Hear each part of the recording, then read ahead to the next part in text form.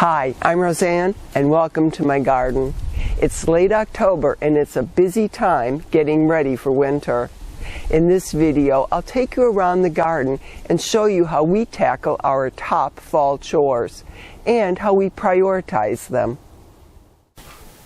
For me, getting ready for winter is a balance between keeping the garden going as long as possible and making sure there's time to complete the critical tasks before the onset of winter.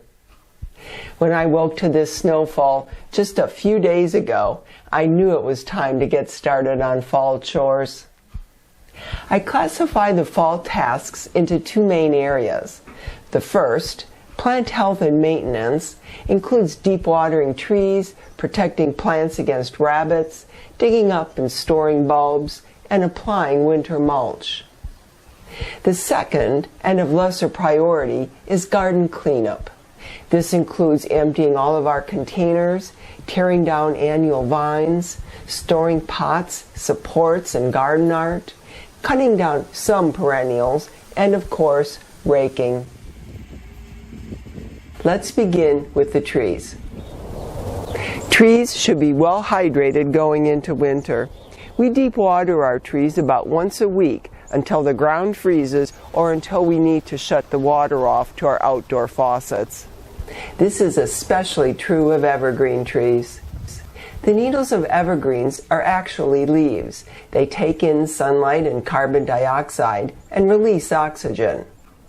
Unlike deciduous trees that have no leaves in the winter, evergreen trees continue to lose moisture through their needles all winter long. When they lose more water than they can take in, their needles turn brown. This is referred to as winter burn. However, don't be alarmed if you see brown needles on your pine trees right now. Their needles typically only last 3 years, and autumn is the time when they shed their old needles.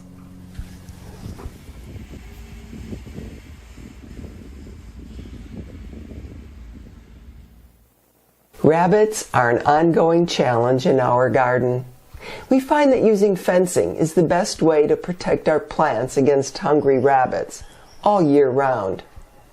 In the summer, we put up green 18-inch chicken wire fencing around young or vulnerable trees, shrubs, perennials, and even entire flower beds.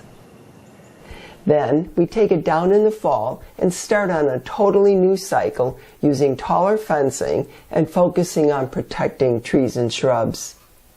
Here's my husband Steve putting up 4-foot chicken wire fencing around our clump serviceberry tree, a favorite of rabbits, as are most any fruit tree. We need the 4-foot height because the snow on the ground here can easily exceed 2 feet. With a shorter fence, rabbits could get over it easily. He uses a 1/4-inch steel rebar stake to thread the two ends of the wire together to make a cage. When that's done and the stake is positioned, he uses a mallet to pound the rebar stake into the ground, and finishes off by using landscape staples. To make sure there's no accidental scraping of the bark, the wire should be secure and placed a few inches from the bark of the trunk or any of the branches. This is the same piece of wire he used on this tree last fall.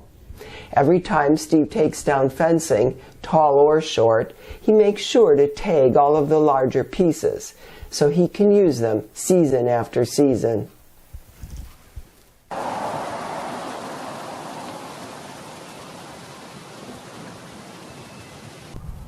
I have a lot of calla lilies and a few dahlias. Both plants originate from warmer climates, callas in South Africa and dahlias in Mexico. Because of that, they can't handle a cold zone 4 winter, and I need to dig up the bulbs in the fall and replant them in the spring. I like to wait until the leaves are flopped over and really not providing any more energy to the bulbs. I begin by cutting off the stems to about 4 or 5 inches above the ground. This makes it much easier to see what's going on. Then I dig them up, taking care to leave enough room around the plant so as not to damage the bulb, or more specifically, the rhizome.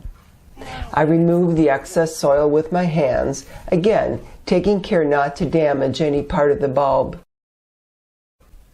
When I'm satisfied, I lightly rinse the remaining soil off the bulbs with a hose and leave them to dry outside for a few hours until I move them indoors, where I dry them for another week.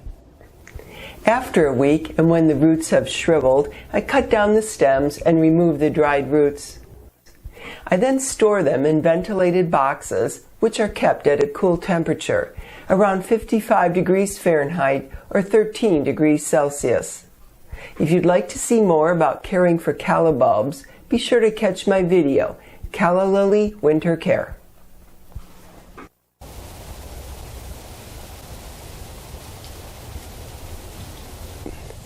The purpose of applying mulch in the fall is to protect tender plants, or more specifically their roots, from the constant springtime thaw-freeze cycle.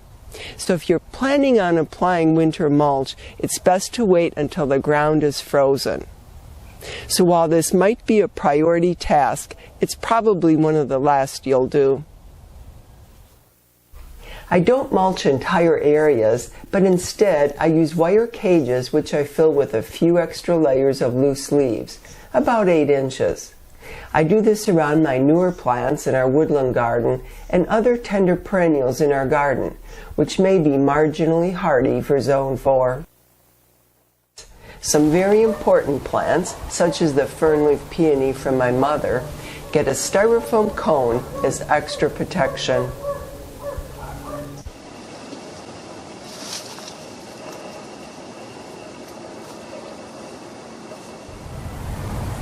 These containers of annual flowers were lovely in the summer, but now, after a few hard frosts, they seem to be detracting from the garden more than enhancing it. So, it's time to go. Here's a video of these same pots just 6 weeks earlier. All of the flowers are annuals, which were either purchased or grown from seed. I do not overwinter my annuals. I do empty the pots completely, composting the plant material, but saving the potting soil to be mixed in with our garden soil. I then rinse and scrub the pots with a pot brush. I'm not overzealous about it. I just want the pots relatively clean and ready to use in the spring. Clay is susceptible to cracking over the winter if left outdoors, so we store all of our clay pots in the shed. Smile.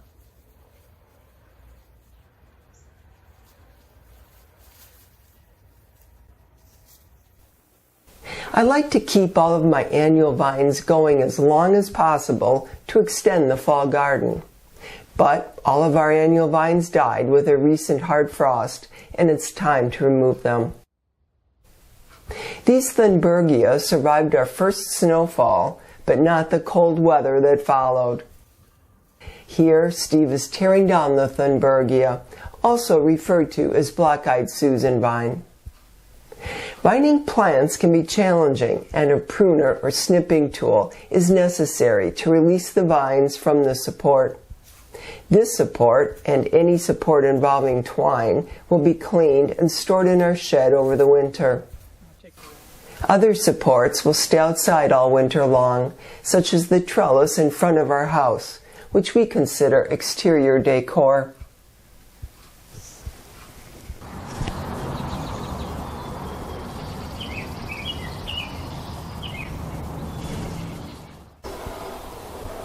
Garden artifacts or statuary, such as the collection of my rabbits here, can be prone to chipping or cracking if left outdoors over the winter. So we gather them up, give them a little scrub and a bath, and store them for the winter in our garden shed. And if you don't know it, a collection of rabbits is called a fluffle.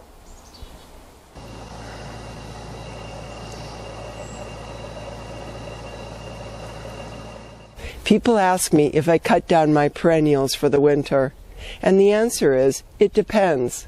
Unless there's a good reason to cut down the perennials, I leave them alone until springtime. There are some good reasons to cut down perennials, and they're not necessarily botanical. For example, cutting down hosta. As long as they're still green, we leave them up. However, once they flop over and start turning brown, we cut them down, both for appearance and to save time in the spring. Other botanical reasons include cutting down plants that have had fungus or diseases, such as powdery mildew, common with my phlox. I also make a point of cutting down plants that are quick to send up new shoots in the spring, such as my Siberian iris. The golden grass-like leaves are beautiful now, but after they turn brown, I'll cut the leaves down to about 3 to 4 inches off the ground. If I don't cut down Siberian iris, I end up with new shoots commingled with old, stubborn brown leaves. Leaving the skeletons of the perennials to remain over winter can look nice and at the same time provide habitat for insects and, if there are seeds remaining, food for birds.